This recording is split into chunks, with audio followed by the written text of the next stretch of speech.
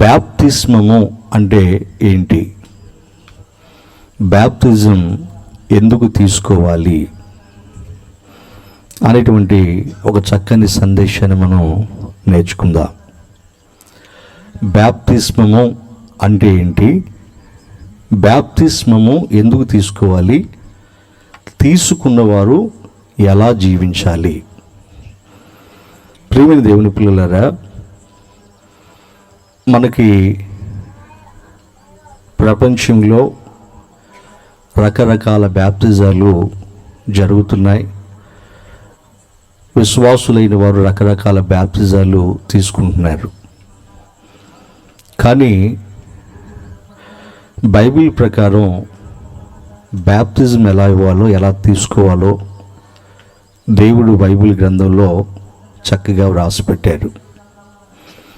అసలు బ్యాప్తిజం అంటే ఏంటి? బ్యాప్తిస్మము అంటే పాపముల విషయమై చనిపోయి నీతి విషయంలో బ్రతికించబడటం. ఏంటి? పాపముల విషయమై చనిపోయి నీతి విషయంలో బ్రతికించబడటం. దీన్నే బ్యాప్తిస్మము అంటారు. ఈ బ్యాప్తిజానికి ముందు, ఈ బ్యాప్తిజం పొందటానికి ముందు మారు మనసు అనేది చాలా అవసరం. మారు మనసు పొంది బ్యాప్తిస్మము పొందాలి అని దేవుని వాక్యం చెప్తుంది. మారు మనసు అంటే ఏంటి? మారు మనసు అంటే అప్పటి వరకు మనం ఏదైతే చెడ్డ పనులు చేస్తున్నామో, మన సమస్త ప్రవర్తనతో, మాటలతో కానివ్వండి, చూపులతో కానివ్వండి, మన ప్రవర్తనతో కానివ్వండి, మన ఆలోచనలు కానివ్వండి, ఏ విషయంలో మనం చెడ్డ పనులు చేస్తున్నామో వాటన్నిటినీ విడిచిపెట్టడమే మారు మనస్సు. వాటన్నిటిని విడిచిపెట్టడమే మారు మనస్సు. అలా మారు మనసు పొందిన వారు బ్యాప్తిజం పొందాలి. బ్యాప్తిస్మము అంటే ఏంటి చెప్పాను కదా. పాపముల విషయమై చనిపోయి నీతి విషయంలో బ్రతికించబడటం. బ్యాప్తిజం ఎందుకు తీసుకోవాలి? బ్యాప్తిజము ఎందుకు తీసుకోవాలి? తీసుకున్నవారు ఎలా ఉండాలి? ప్రియమైన దేవుని పిల్లలారా, మన ప్రభు అయినటువంటి యేసుక్రీస్తు వారు ఈ లోకంలో పరిచర్య చేస్తున్నటువంటి రోజుల్లో ఒకసారి యేసు ప్రభు వారి దగ్గరికి రాత్రి వేళ రహస్యంగా యూదుల అధికారి అయిన నికోదేము అనేటువంటి వ్యక్తి వచ్చాడు. ఆనాటి యూదులకి అధికారి నికోదేము. అతడు యేసు ప్రభు యందు విశ్వాసం ఉంచి ఆయన మాటలు వినటానికి చాలా బాగున్నాయి అని ప్రేమ కలిగి యేసు ప్రభు వారి దగ్గరికి రావటం జరిగింది. వచ్చి ఆయన అన్నాడు, నిత్య జీవంలోకి ప్రవేశించాలంటే ఏం చేయాలి అని అడిగాడు. అప్పుడు ప్రభు అన్నారు, ఒకడు క్రొత్తగా జన్మించితేనే కానీ వాడు దేవుని రాజ్యంలో ప్రవేశించలేడు అని చెప్పాడు. యోహాను శుభవార్త 3వ అధ్యాయము 3వ వాక్యం చదవండి. అందుకు యేసు అతనితో, ఒకడు క్రొత్తగా జన్మించితేనే కానీ దేవుని రాజ్యమును చూడలేడని మీతో నిశ్చయముగా చెప్పుచున్నాను నేను. చాలు. ఒకడు క్రొత్తగా జన్మించితేనే కానీ వాడు దేవుని రాజ్యంలో ప్రవేశించలేడట.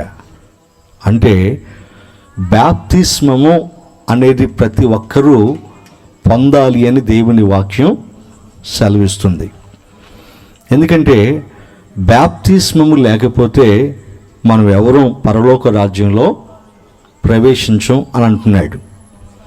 కాబట్టి ప్రతి ఒక్కరు కూడా దేవుని రాజ్యంలో, అంటే పరలోక రాజ్యంలో ప్రవేశించాలంటే ఏం చేయాలంటే ప్రతి ఒక్కరూ మారు మనసు పొంది బాప్తిస్మము పొందాలి. ఇప్పుడు బాప్తిస్మము అంటే ఏంటో చెప్పాను కదా. బాప్తిజం అంటే పాపముల విషయమై చనిపోయి నీతి విషయంలో బ్రతికించబడటం. అయితే బాప్తిస్మం ఎందుకు తీసుకోవాలి అనంటే అపోస్తుల కార్యములు 2వ అధ్యాయము 38వ వాక్యం చదవండి. అపోస్తుల కార్యములు 2వ అధ్యాయం 38వ వాక్యం చదవండి. పేతురు, మీరు మారు మనసు పొంది పాప క్షమాపణ నిమిత్తము ప్రతివాడు యేసుక్రీస్తు నామమున బాప్తిస్మము పొందుడి, అప్పుడు మీరు పరిశుద్ధాత్మను వరమును పొందుదురు. చాలు. ఇక్కడ ఏమంటున్నాడు? ప్రతి ఒక్కరూ మారు మనసు పొంది పాప క్షమాపణ నిమిత్తము ఏం పొందాలట? బాప్తిస్మము. ఏం పొందాలి? బాప్తిస్మము. అంటే మనం పరలోక రాజ్యం, అంటే దేవుడు ఉన్నటువంటి పరలోక రాజ్యంలో చేరాలంటే మనం ఏం చేయాలట? మారు మనసు పొంది బాప్తిస్మము తీసుకోవాలి అంటున్నాడు. మారు మనసు అంటే ఏంటని చెప్పాను? మారు మనసు అంటే అప్పటి వరకు మనం చేస్తున్న చెడ్డ క్రియలు ఏవైతే ఉన్నాయో వాటన్నిటిని మనం విడిచిపెట్టడం మారు మనసు. అలా విడిచిపెట్టి ఏం చేయాలి? మన పాపాలు, అప్పటి వరకు మనం చేసినటువంటి ఆ పాపాలు క్షమించబడటానికి, ఆ పాపాలకు క్షమాపణ కలగటానికి ఏం చేయాలి? బాప్తిస్మము పొందాలి. ఏం పొందాలి? బాప్తిస్మము. ఇలా మారు మనసు పొంది ఎవరైతే పాప క్షమాపణ నిమిత్తం బాప్తిజం పొందుతారో వారే దేవుని రాజ్యంలో ప్రవేశిస్తారు. లేకపోతే దేవుని రాజ్యంలోకి ప్రవేశం లేదు. అందుకే నికోదేము అడిగాడు కదా, నేనేం చేయాలి? నేను రక్షణ పొందాలంటే ఏం చేయాలి అని అంటే ప్రభువు అన్నాడు, ఒకడు క్రొత్తగా జన్మించాలి అన్నాడు. ఏమన్నాడు? క్రొత్తగా జన్మించాలి. క్రొత్తగా జన్మించడం అంటే ఏంటి? ఆయనకు అర్థం కాలేదు. ఆయన అన్నాడు, నికోదేము అన్నాడు యేసు ప్రభు వారితో, క్రొత్తగా జన్మించడం అంటే ముసలివాడైన ఒక మనిషి మరలా తల్లి గర్భంలో ప్రవేశించి మరలా పుట్టాలా అన్నాడు.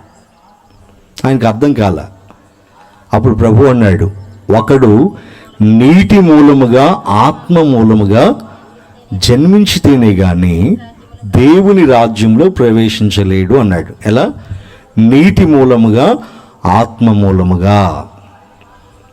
అంటే ప్రతి ఒక్కరు కూడా నీళ్ళ బాప్తిజం పొందాలి అని అంటున్నాడు. ఏ బాప్తిజం? నీళ్లతో బాప్తిజం పొందాలి అని అంటున్నాడు.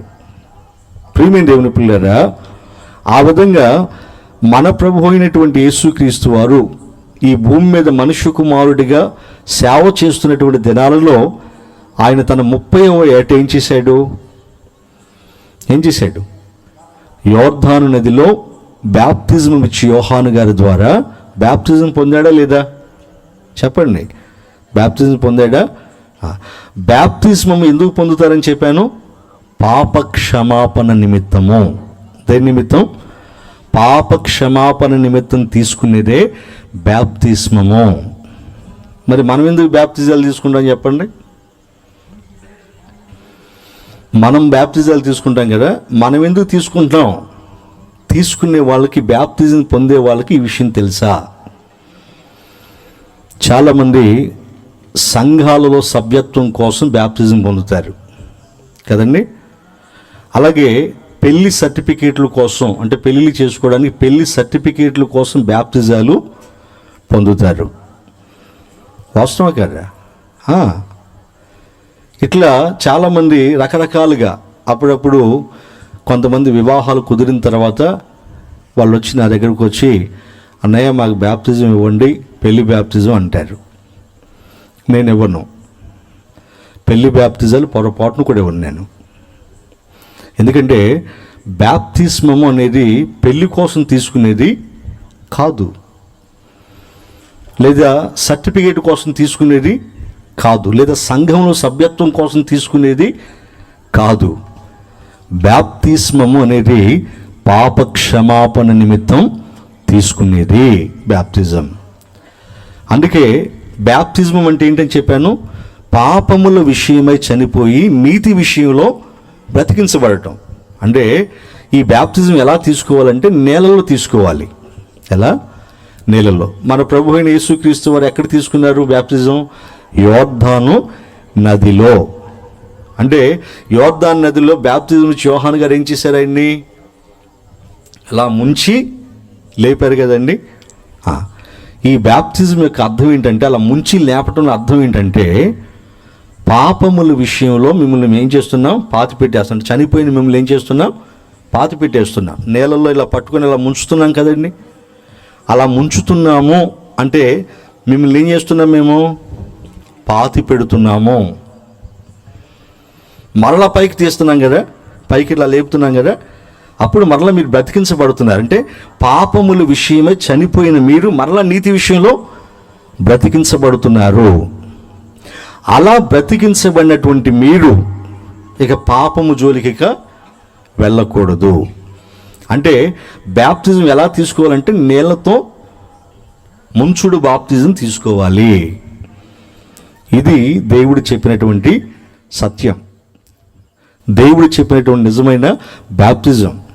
అలాగే బ్యాప్టిజం ఇచ్చి యోహాను గారు అరణ్యములో ఆయన సువార్తను ప్రకటిస్తుంటే అనేకులు ఆయన సువార్త విని మాకు కూడా బ్యాప్టిజం ఇవ్వండి బాబు అని చెప్పేసి వాళ్ళు ఏం చేశారు? వారు ఒక్కొక్కరు తమ పాపాలని ఒప్పుకొని ఆ పాపాలను విడిచిపెట్టి అక్కడ బ్యాప్టిజం పొందినట్లుగా రాయబడింది. చదవండి మత్తయి శుభవార్త 3వ అధ్యాయము 5వ వాక్యం దగ్గర నుంచి చదవండి. ఆ సమయమున యెరూషలేము వారును యోదా వారందరూ యోర్దాను నది ప్రాంతముల వారుండు అతని యొద్దకు వచ్చి, కొన్ని వందల మంది వచ్చేస్తున్నారు ఆయన దగ్గరికి, ఆయన సువార్తను విని. ఆయన దగ్గరకు వచ్చి తమ పాపములను ఒప్పుకుని ఏం చేస్తున్నారు? తమ పాపములను ఒప్పుకుని. బ్యాప్టిజం ఎందుకు పొందాలని చెప్తున్నాను? పాప క్షమాపణ నిమిత్తం బ్యాప్టిజం పొందాలి.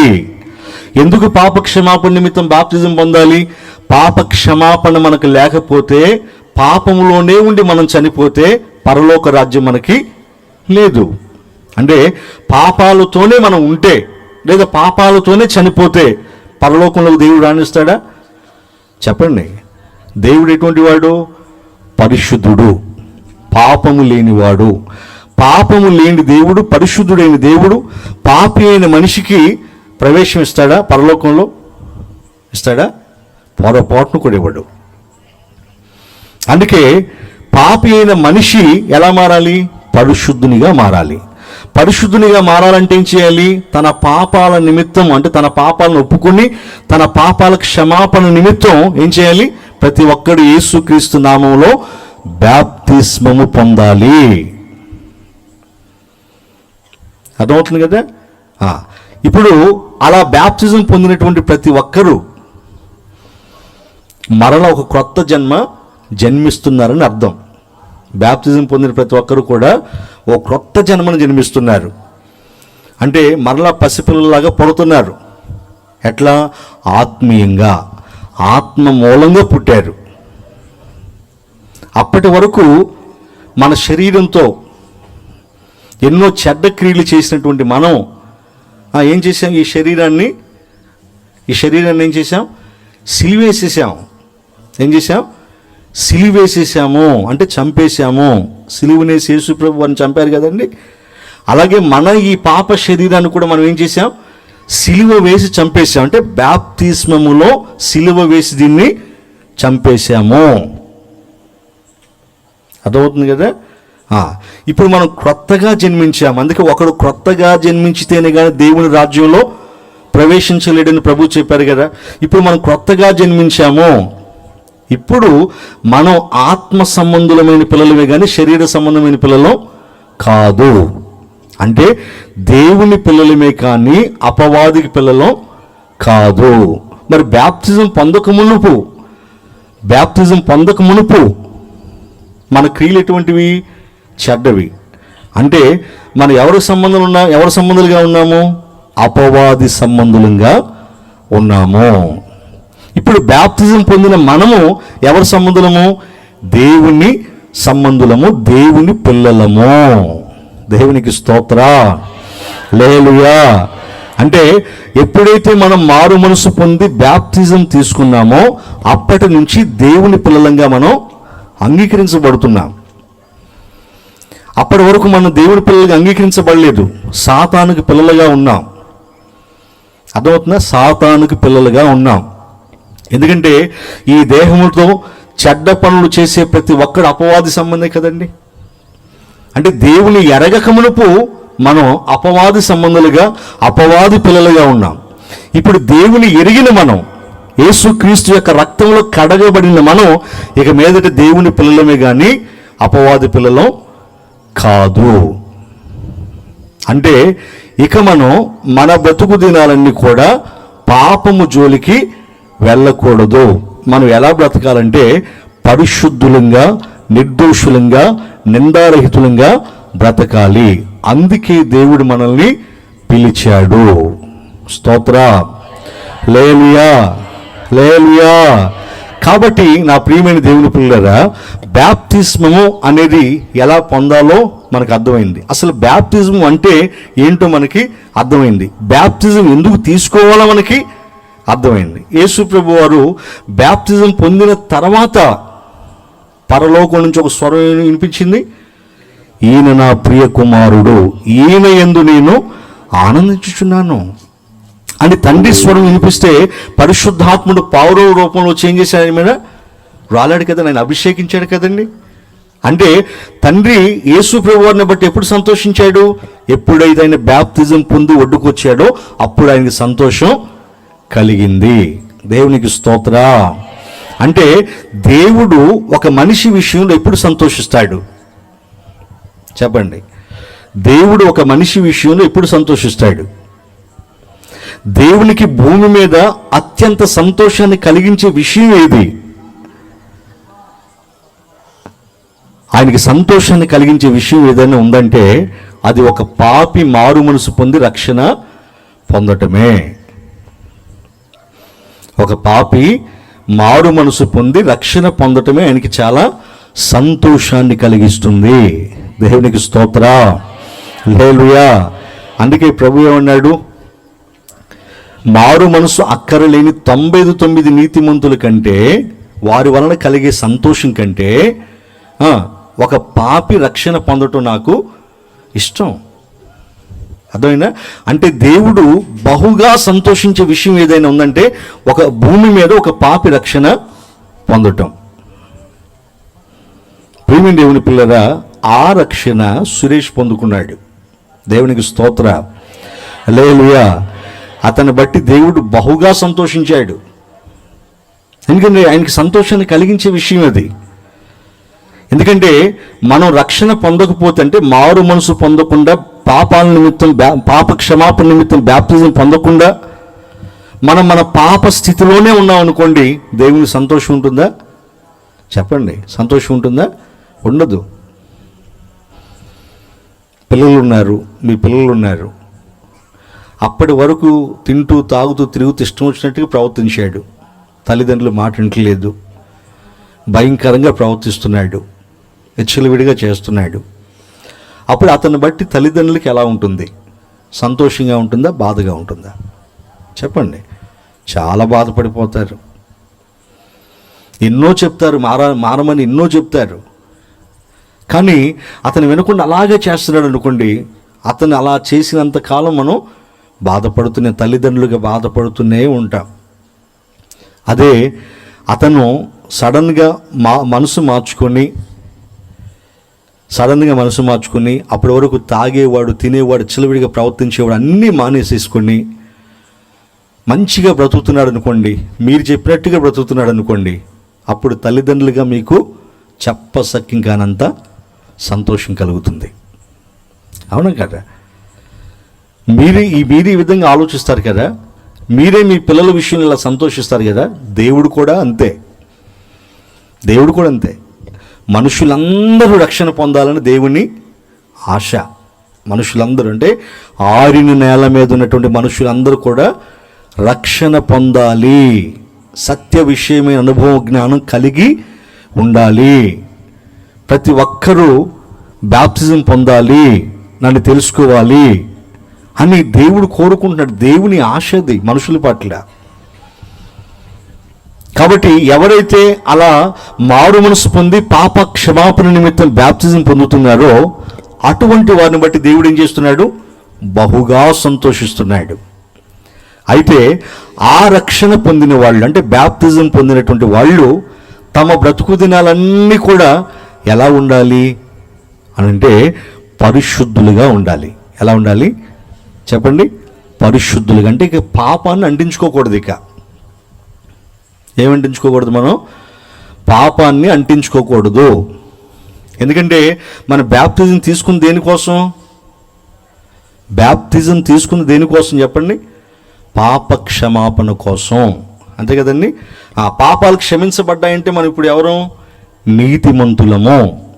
అంతే కదండి. మన పాపాలు క్షమించబడ్డాయంటే మనం ఎవరు? ఇప్పుడు నీతిమంతులుగా మార్చబడ్డాం. ఇక నీతిమంతులుగా ఉన్నటువంటి మనము పాపాన్ని ఇంకా మన బ్రతుకులు ఎప్పటికీ అంటించుకోకూడదు. అంటే మనం మారు మనసు పొందక మునుపు, బ్యాప్టిజం పొందక మునుపు ఏ చెడ్డ క్రియలైతే మనలో ఉన్నాయో మరలా బ్యాప్టిజం పొందిన తర్వాత అవి మనలోకి రాకూడదు. మరలా బ్యాప్టిజం పొందిన మనము ఆ పాత పూర్వపు అజ్ఞాన దశలో ఉన్నటువంటి ఆ దురాశలను అనుసరించి నడుచుకోకూడదు. అందుకే ఆ అపోస్తలుడైనటువంటి పేతురు గారు ఏమన్నారు చదవండి. పేతురు గారు రాసిన మొదటి పత్రిక 1వ అధ్యాయము 14వ వాక్యం దగ్గర చదవండి. 14వ వాక్యం.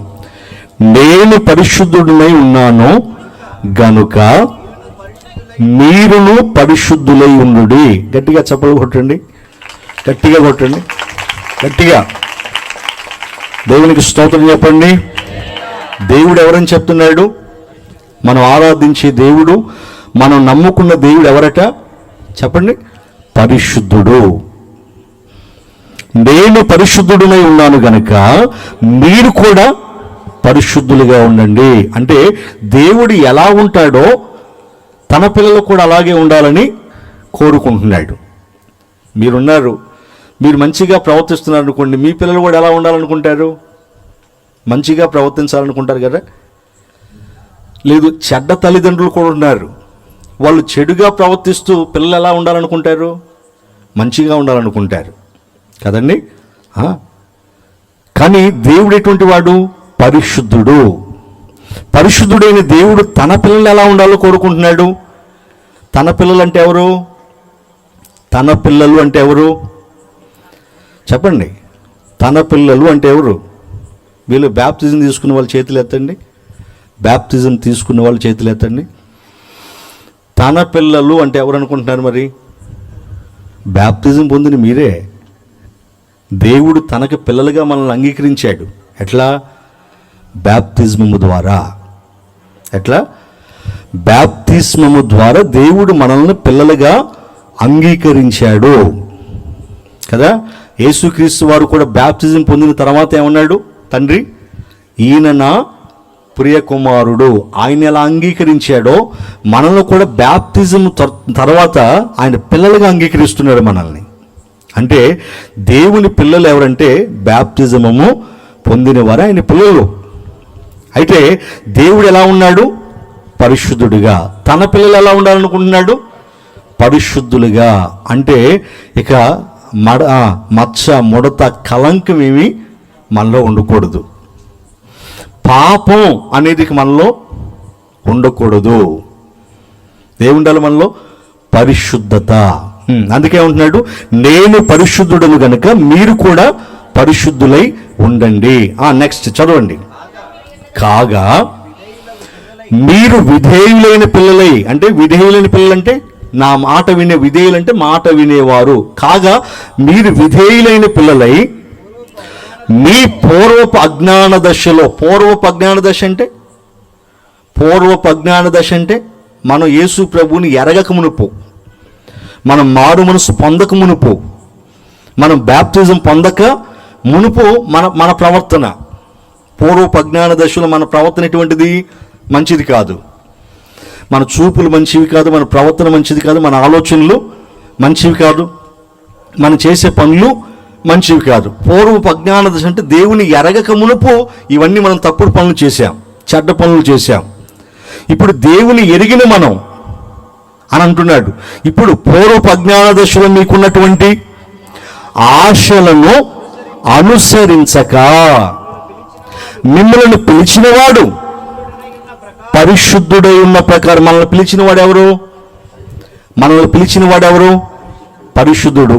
ఆయన ఎవరు? మన ప్రభు అయిన యేసుక్రీస్తు వారు. మనల్ని పిలిచిన వాడు పరిశుద్ధుడై ఉన్న ప్రకారము మీరును సమస్త ప్రవర్తన యందు ఏం చేయబడి కదండి. ఎలా ఉండాలంటే మనంతా సమస్త ప్రవర్తన యందు. సమస్త ప్రవర్తన అంటే మన కన్నులు, మన చూపులు ఎలా ఉండాలి చెప్పండి? మన చూపులు ఎలా ఉండాలి చెప్పండి? మన చూపులు ఎలా ఉండాలి? పరిశుద్ధంగా ఉండాలి. మన మాటలు ఎలా ఉండాలి చెప్పండి గట్టిగా? మన మాటలు ఎలా ఉండాలి? బ్యాప్తిజం పొందిన వారి చూపులు ఎలా ఉండాలి? పరిశుద్ధంగా. బ్యాప్తిజం పొందిన వారి మాటలు ఎలా ఉండాలి? పరిశుద్ధంగా. బ్యాప్తిజం పొందిన వారి ఆలోచనలు ఎలా ఉండాలి? పరిశుద్ధంగా. బ్యాప్తిజం పొందిన వారి ప్రవర్తన ఎలా ఉండాలి? పరిశుద్ధంగా. బ్యాప్తిజం పొందిన వారి పనులు ఎలా ఉండాలి? పరిశుద్ధంగా. అంటే సమస్త ప్రవర్తనలో ఏం కలిగి ఉండాలంటే మనం పరిశుద్ధత కలిగి ఉండాలి అంటున్నాడు. గట్టిగా చప్పలు కొట్టండి, గట్టిగా గట్టిగా దేవునికి స్తోత్రం చేద్దాం. హల్లెలూయా. పరిశుద్ధత లేకపోతే ఏం జరుగుతుంది? పరిశుద్ధత లేకపోతే ఏం జరుగుతుంది? పరిశుద్ధత లేకుండా ప్రభువుని ఎవరు చూడలేరు, చేరలేరు. ఏంటి? పరిశుద్ధత లేకుండా ఎవరు చూడలేరు, చేరలేరు. హృదయ శుద్ధి గలవారు ధన్యులు, వారు దేవుని చూస్తారు. హృదయ శుద్ధి లేనప్పుడు ప్రభువుని ఎలా చూస్తాం మనం?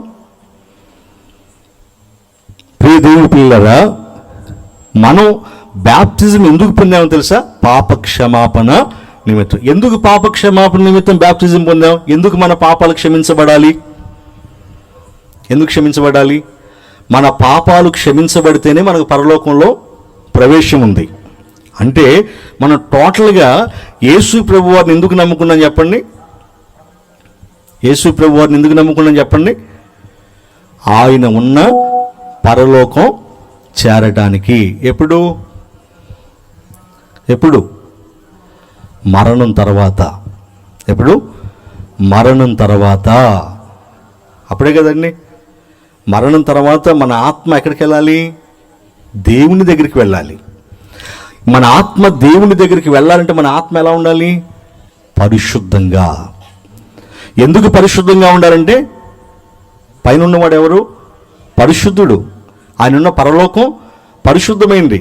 అంటే మనం పాపములో ఉండి పాపం చేస్తూ చనిపోయాం అనుకోండి, మన ఆత్మ అపవిత్రంగా ఉంటుంది. అపవిత్రంగా ఉన్న మన ఆత్మని దేవుడు పరలోకంలోకి రానివ్వడు. అంటే మనం ప్రభువుని ఎందుకు నమ్ముకున్నాం? మనం ప్రభువుని ఎందుకు నమ్ముకున్నామంటే పరలోకం చేరేదానికి. మరి ఆ పరలోకం చేరాలంటే మనం ఎలా ఉండాలి? పరిశుద్ధులుగా ఉండాలి. పరిశుద్ధులుగా ఉండాలంటే మనలో ఏముండాలి? పరిశుద్ధులుగా ఉండాలంటే మనం ఏం పొందాలి? పాప క్షమాపణ నిమిత్తం బ్యాప్తిజమము పొందాలి. కాబట్టి ఎప్పుడైతే మనం మారు మనసు పొంది పాప క్షమాపణ నిమిత్తం బ్యాప్తిజం తీసుకున్నామో అప్పటి నుంచి ఇక మనకి పాపంతో జోలి ఉండకూడదు. అంటే పాపం జోలికి వెళ్ళకూడదు. మనం బ్యాప్తిజం తీసుకోకముందు భయంకరమైన బూతులు తిడుతున్నాం అనుకోండి, తీసుకోకముందు. తీసుకున్న తర్వాత కూడా అదే వరుసలో తిడుతుంటే ఏమంటారు? చెప్పండి, ఏమంటారు? బ్యాప్తిజం తీసుకున్నా కానీ తనలో మార్పు రాలేదు అంటారు. మరి మార్పు కనిపించాలి కదండి, అవునా? మనం బ్యాప్తిజం పొందితే మార్పు కనిపించాలి. ఆ మార్పు కనిపించాలంటే నీలో సత్క్రియలు ఉండాలి. ఏ క్రియలు? సత్క్రియలు. అంతకుముందు చెడ్డ క్రియలు ఉన్నాయి మనలో. ఇప్పుడు బ్యాప్తిజం తర్వాత సత్క్రియలు మనలో ఉండాలి. అంటే మార్పు రావాలి. దానికి ఒక ఉదాహరణ చెప్తాను. జక్కయ్య గారు ఉన్నాడు. జక్కయ్య ఈయన యేసు ప్రభు వారిని తన ఇంట్లోకి చేర్చుకోకముందు, యేసు ప్రభు వారు తనతో మాట్లాడక మునుపు ఆయన ఎటువంటి వాడు తెలుసా? భయంకరమైన ధనాపేక్ష కలిగిన వాడు. పాపి, భయంకరమైన ధనాపేక్ష ఉంది ఆయనకి. అవునా కదండి? ఎందరు కొంపల్లో కూల్చేశాడు, ఎందరి కష్టాలను లాగేసుకున్నాడు, ఎందరి కష్టాలను లాగేసుకున్నాడు. ఎందుకంటే ఆ ప్రభుత్వం వాళ్ళు నువ్వు రూపాయి వసూలు చేయంటే రూపాయికి 4 రూపాయలు ఎక్స్ట్రా, 5 రూపాయలు ఎక్స్ట్రా వసూలు చేసేవాడు ఆయన. మరి ఆయన్ని అందరూ శపించే ఉంటారు కానీ దీవించి ఉంటారా చెప్పండి? అవునా? మా సొమ్ము తినే వీడు బాగుపడడో అని ఎంతమంది తిట్టుంటారు ఆయన్ని చెప్పండి? అరే నువ్వు బాగుపడరా అని మనసులో అనుకునే వాళ్ళు ఎంతమంది ఉంటారు చెప్పండి? అవునా? మన కష్టాన్ని ఎవరైనా తింటే మనం శపిస్తాం కదండి. అలా ఎంతమంది శపించారు ఆయన్ని? అయ్యేం పట్టవు ఆయనకి. ఆయనకు కావాల్సిన డబ్బు, ఎందుకంటే ధనాపేక్ష కలిగినటువంటి వాడు కాబట్టి అలా డబ్బు తోచేసుకున్నాడు. ఎందుకో ఎరుకో పట్టణానికి యేసు ప్రభు వారు వస్తున్నాడన్న సంగతి విని ఆయనకి యేసు ప్రభు వారిని చూడాలని కోరిక కలిగి ఆయన ఏం చేశాడంటే చూడాలని ఆశపడి యేసు ప్రభు వారిని చూద్దామని ఆ జనం దగ్గరికి వెళ్తే బాగా భయంకరమైన సమూహం ఉన్నారు ఆయన దగ్గర. యేసు ప్రభు ఆ దారిలో వస్తున్నాడని తెలిసి అందరినీ గుంపులుగా వచ్చి పడ్డారు. ఎందుకంటే కుంటివారు, గుడ్డివారు, మోగవారు, చెవిటివారు, కుష్ఠరోగులు, పక్షవాయువు గలవారు అందరూ కూడా ఆయన వెంబడించేవాళ్ళు స్వస్థపరుస్తాడని. వీళ్ళందరూ గుంపుగా ఉండేసరికి అతనికి వెళ్ళేదానికి అవకాశం లేదు, ఆయన చూసేదానికి అవకాశం లేదు. అప్పుడు అతను ఏం చేశాడని తెలివిగా ఆలోచించి ప్రభు ఈ మార్గంలోనే వస్తాడని చెప్పేసి ఒక మేడి చెట్టు ఉంటే ఆ చెట్టుని ఎక్కి కూర్చున్నాడు. అప్పుడు ప్రభు అతను పిలిచాడు కదండి, జకయ్యా త్వరగా చెట్టు దిగిరా, నేడు నేను నీ ఇంట ఉండవలసి ఉన్నది అన్నాడు కదా. అప్పుడు ఆయన త్వరగా దిగొచ్చాడండి. ఎందుకంటే నా పేరు ఈయనకి ఎలా తెలుసు? అంతకుముందు యేసు ప్రభుకి ఈయనకి ఏ పరిచయం లేదు, కానీ నా పేరు ఈయనకి ఎలా తెలుసు? ఈయన సామాన్యుడు కాదు, ఈయన గొప్పవాడు అని ఆయన ఆలోచించుకొని త్వరగా దిగొచ్చి ఆయన అన్నట్లుగానే ప్రభుని ఏం చేశాడు, తన ఇంట్లోకి తీసుకెళ్ళాడు. తీసుకువెళ్ళిన తర్వాత ఆయన ఇంట్లోనే కూర్చోబెట్టి ఎవరెవరి దగ్గర అయినా అక్రమంగా తీసేసుకున్న దాని అంతటిని కూడా ఏం చేశాడు, వాళ్ళకి 4 వంతులు పంచిచ్చేశాడు. పేదవాళ్ళకు కూడా తన ఆస్తిని పంచిచ్చేశాడు.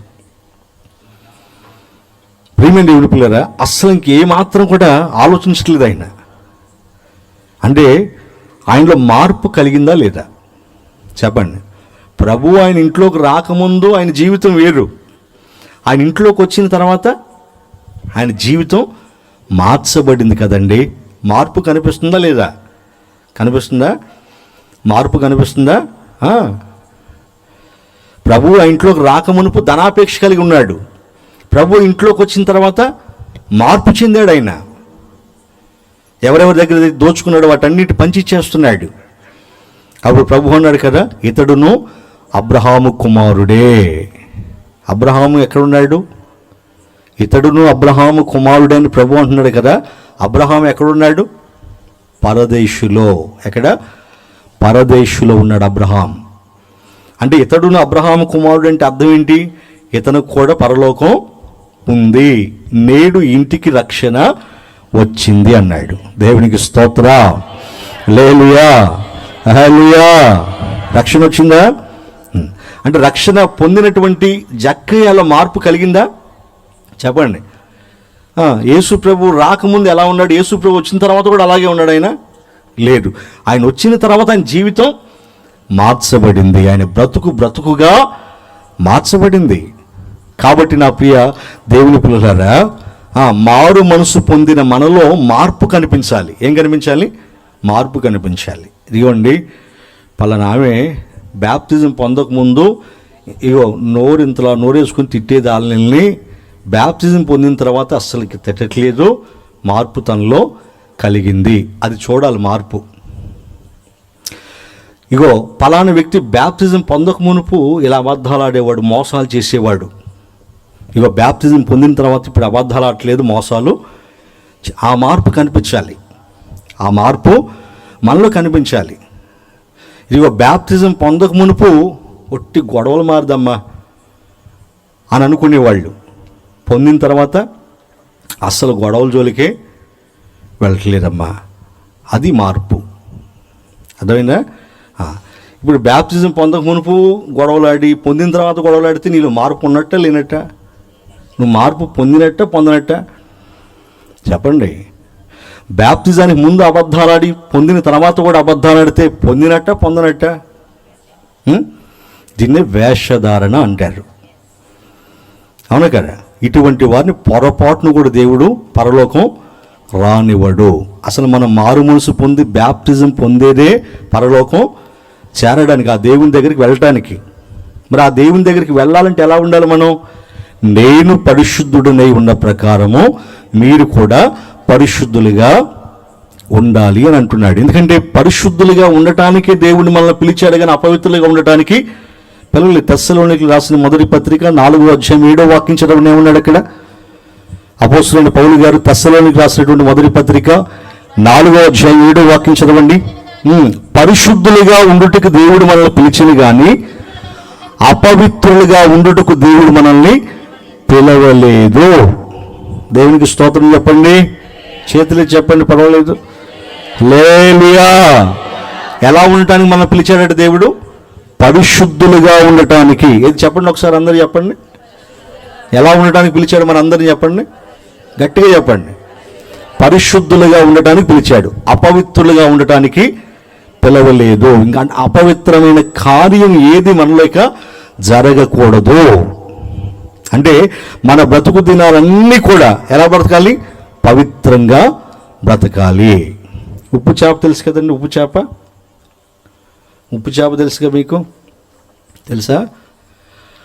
ఉప్పు చేప అని మనం అంటాం కదా, నిజానికి అది ఉప్పు చేప కాదు. దాన్ని ఉప్పు రాసి, దాన్ని ఎండబెట్టి ఉప్పు రాసి ఉప్పు చేప చేసింది మనం. అర్థమైనా? నిజానికి అది ఉప్పు చేప కాదు. ఈ ఉప్పు చేపను ఎక్కడ పట్టుకుంటారంటే సముద్రంలో పట్టుకుంటారు. సముద్రపు నీళ్ళు ఎలా ఉంటాయి? ఉప్పగా కదండి, మహాజలరాశి. అన్ని నీళ్ళున్నా కానీ ఆ నీళ్ళు తాగటానికి పనికిరావు, భయంకరమైన ఉప్పులు ఉంటాయి. ఆ ఉప్పు నీళ్ళలో పట్టిన చేపని బయటికి తీసి దాన్ని మనం వండుకొని తింటే ఉప్పు చేపే కదా అని చెప్పేసి, ఉప్పు చేపే కదా అని ఉప్పు రాయకుండా లేదా ఉప్పు వేయకుండా వండుకొని తిన్నాం అనుకోండి, సప్పగా ఉంటుంది. కారణం అది ఉప్పు నీళ్ళలోనే పుట్టిద్ది చేప, ఉప్పు నీళ్ళలోనే బ్రతుకుతుంది, ఉప్పు నీళ్ళలోనే ఆహారం తీసుకుంటుంది. కానీ ఆ ఉప్పు నీటిని తనకి అంటించుకోదు, ఆ ఉప్పుని తన శరీరానికి అంటించుకోదు. అది మీకు అర్థమవుతుందా? ఈ విషయం ఎందుకు చెప్తున్నాను మీకు? పాపం ఉన్న లోకంలో మనం బ్రతుకుతున్నాం, అవునా? పాపం ఉన్న లోకంలో ఏముంది? పాపం, అంతే కదండి. పాపం ఉన్న లోకంలో మనం బ్రతుకుతున్నాం. పాపం ఉన్న లోకంలో మనం బ్రతకడం దేవుని చిత్తం. కానీ లోకంలో ఉన్న పాపం ఏదైతే ఉందో అది మనలోకి రావడం దేవుని చిత్తం కాదు. అంటే ఉప్పు నీళ్ళలో పుట్టిన చేప ఉప్పుని అలా అంటించుకోకుండా బ్రతుకుతుందో, మనం కూడా పాపం ఉన్న లోకంలో ఉన్న మనం కూడా ఈ పాపాన్ని అంటించుకోకుండా బ్రతకంటే పాపం అంటకుండా బ్రతకాలి. దేవునికి స్తోత్ర. హల్లెలూయా. తామర పుష్పం తెలుసుగా, బురదలో ఉంటుంది. ఎక్కడ పుడుతుంది అది? బురదలో. కానీ బురదలో అది పుడుతుంది, బురదలోనే పరిమళిస్తుంది కదండి. అలా పరిమళించినప్పుడు ఇంత బురద దాన్ని నెత్తి మీద తీసుకుని ఇట్లా పరిమళిస్తుందా? అంత బురదలో పరిమళించి కూడా అసలు కొద్ది కూడా దాని మీద బురద అనేది ఉంటుందా? చెప్పండి, ఉంటుందా? కానీ ఎక్కడ పుట్టింది అది? బురద నీళ్ళలోనే పుడుతుంది. బురద నీళ్ళు అంటే మురికి నీళ్ళలో పుట్టినా ఆ మురికిని అది ఎలా అంటించుకోదో, పాపమున్న లోకంలో పుట్టిన మనం కూడా ఈ లోకంలో ఉన్న పాపాన్ని ఇంక మరలా అంటించుకోకుండా బ్రతకాలి. అదే పరిశుద్ధంగా బ్రతకటం అంటే. ఆమేన్, హల్లెలూయా. అలాగే పడవ నేల మీద ఉండొచ్చు, పడవ నేల మీద ఉండొచ్చు. పడవ నేల మీద ఉంటే ఏ ప్రమాదం ఉండదు. కానీ నీళ్లు పడవలోకి వస్తే, చెప్పండి, నీళ్లు పడవలోకి వస్తే ప్రమాదం. అంటే పడవని ఏం చేస్తుంది? అది ముంచేస్తుంది. అర్థమైందా? అలాగే లోకంలో మనం ఉండటం దేవుని చిత్తం. లోకములో ఉన్న పాపం మనలోకి వస్తే మనల్ని ఏం చేస్తుంది? పాపం నాశనానికి అంటే నరకానికి తీసుకెళ్ళిపోతుంది. అంటే నిత్య నరకానికి వెళ్ళకుండా, మనం చనిపోయిన తర్వాత మన ఆత్మ నిత్య నరకానికి వెళ్ళకుండా దేవుడున్న పరలోకం చేరాలంటే మన ఆత్మ ఎలా ఉండాలి? చెప్పండి గట్టిగా చెప్పండి. పరిశుద్ధంగా ఉండాలి. అందుకే దేవుడు ఏమంటున్నాడు? నేను పరిశుద్ధుడనే ఉన్న ప్రకారం మీరు కూడా పరిశుద్ధులై ఉండండి. ఎందుకంటే పరిశుద్ధత లేకుండా ఎవడు ప్రభువుని చూడలేడు, చేరలేడు. కాబట్టి బ్యాప్టిజం పొందిన ప్రతి ఒక్కరు కూడా బ్రతుకు దినాలని ఎలా బ్రతకాలి? పరిశుద్ధులుగా, నిర్దోషులుగా, నిందారహితులుగా, నీతిమంతులుగా బ్రతకాలి. అది దేవుని యొక్క ఆశ. అంటే దేవుడు ఎలా పరిశుద్ధుడిగా ఉన్నాడో పాపం లేకుండా, ఆయన పిల్లలమైన మనం కూడా ఎలా ఉండాలి? పాపము లేకుండా ఉండాలి. మరి భూమి మీద ఇది మనకు సాధ్యమేనా? కదండి, చాలా కష్టమండి కదండి. భూమి మీద నీతిగా బ్రతకాలంటే చాలా కష్టం కదండి, చాలా కష్టం. ఎంత ఇబ్బంది ఉంటుందో తెలుసా?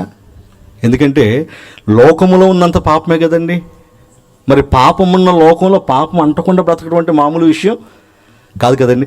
మనకి ఇది అసాధ్యమే, కానీ మనం నమ్ముకున్న దేవునికి సమస్తము సాధ్యం. అందుకే ఆయనతో మనం ప్రతి క్షణం సహవాసం కలిగి ఉండాలి. ఏం కలిగి ఉండాలి? సహవాసం. అందుకే అపోస్తులైనటువంటి పేతురు గారు చేసిన ప్రసంగానికి ఇంచుమించు 3,000 మంది బ్యాప్టిజం పొందారు కదండి, అవునా కదా? 3,000 మంది బ్యాప్టిజం పొందినటువంటి వాళ్ళంతా కూడా ఏం చేశారు?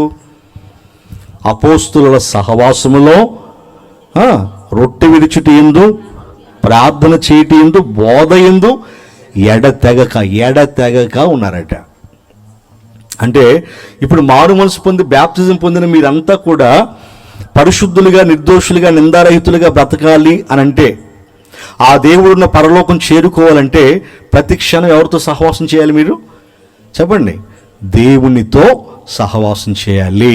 అంటే దేవుని పిల్లలు ఎప్పుడు ఎవరితో సహవాసం చేయాలి చెప్పండి? దేవునితో. అంటే టైం ఉంటే బైబిల్ చదువుకోవటమో, టైం ఉంటే ప్రార్థన చేసుకోవటమో, అలాగే ప్రతి వారం మందిరానికి వెళ్ళటం, ఉపవాస ప్రార్థనలో పాల్గొనటం, ఇటువంటివన్నీ కూడా దేవుని పిల్లలు ఏం చేయాలి? చేస్తూ ఉండాలి. ఇటువంటి కార్యక్రమాలు ఏర్పాటు చేసినప్పుడు ప్రార్థనలో పాల్గొంటూ ఉండాలి. ఎందుకంటే ఇదే లోకంగా ఉండాలి మనం. ఎందుకంటే బ్యాప్టిజం పొందినటువంటి మనము ఆనందించే స్థలం ఏదైనా ఉందంటే అది దేవుని సన్నిధి. ఇంకా మనం ఎక్కడికైనా వెళ్ళగలుగుతామా? బ్యాప్టిజాలు పొందిన మనం సినిమాలకు వెళ్ళగలుగుతామా? చెప్పండి, వెళ్ళగలుగుతామా? ఇంకేదైనా షికారులు చేయగలుగుతామా? చేయలేం కదా. మనం సంతోషించే స్థలం ఏది? దేవుని సన్నిధి. ఇప్పుడు మనం దేవుని సన్నిధిలో ఉన్నాం, దేవుని ఎదుటున్నాం. ఇలా ప్రతి క్షణం కూడా దేవుని పిల్లలంగా మనం ఎవరితో సహవాసం చేయాలి? దేవునితో సహవాసం చేయాలి. కాబట్టి నా ప్రియమైన దేవుని పిల్లరా, బ్యాప్టిజం పొందినటువంటి సురేష్ కూడా తన బ్రతుకు దినాలన్నీ కూడా ఎవరితో సహవాసం చేయాలి? దేవునితో సహవాసం చేయాలి. అలా అపోస్తుల బోధలో, సహవాసంలో, రొట్టె విరుచుట్లో, ప్రార్థన చేయటంలో ఎడతెగక వాళ్ళు ఎలా ఉన్నారో మనం కూడా అలాగే ఉండాలి. కాబట్టి బ్రతుకు దినాలన్నీ కూడా పరిశుద్ధులుగా బ్రతకండి, దేవుడున్న పరలోకం చేరుకోండి. చివరిగా ఆయన ఏం చెప్పాడు? బ్యాప్టిజం ఎందుకు తీసుకోవాలని చెప్పాడు? చెప్పండి. బ్యాప్టిజం అంటే అసలు ఏంటి? బ్యాప్తిస్మం అంటే ఏంటి? చెప్పండి. బ్యాప్తిస్మము అంటే ఏంటి? పాపముల విషయమై చనిపోయి నీతి విషయంలో బ్రతికించబడడం, అంటే కొత్తగా జన్మించడం. బ్యాప్తిజం ఎందుకు పొందాలి? చెప్పండి. బ్యాప్తిజం ఎందుకు పొందాలి? పాప క్షమాపణ నిమిత్తం ప్రతి ఒక్కరూ బ్యాప్తిజం పొందాలి. ఎందుకు పొందాలి బ్యాప్తిజం? చెప్పండి. ఎందుకు పొందాలి? పరలోకం చేరడానికి, అవునా కదా? బ్యాప్తిజం అంటే ఏంటి? పాపముల విషయమై చనిపోయి నీతి విషయంలో బ్రతికించబడటం. బ్యాప్తిజం ఎందుకు తీసుకోవాలి? పాప క్షమాపణ నిమిత్తము. ఎందుకు తీసుకోవాలి? పరలోక రాజ్యంలో ప్రవేశించడానికి. బ్యాప్తిజం తీసుకున్న వాళ్ళందరూ బ్రతుకు దినాలన్నీ ఎలా బ్రతకాలి? పరిశుద్ధులుగా, నిర్దోషులుగా, నిందారహితులుగా, నీతిమంతులుగా బ్రతకాలి. అలా బ్రతికి ఆ దేవుడున్న పరలోకం చేరుకునేట్టు కృపను పరిశుద్ధాత్ముడు మీ అందరికి అనుగ్రహించునుగాక. ఆమేన్.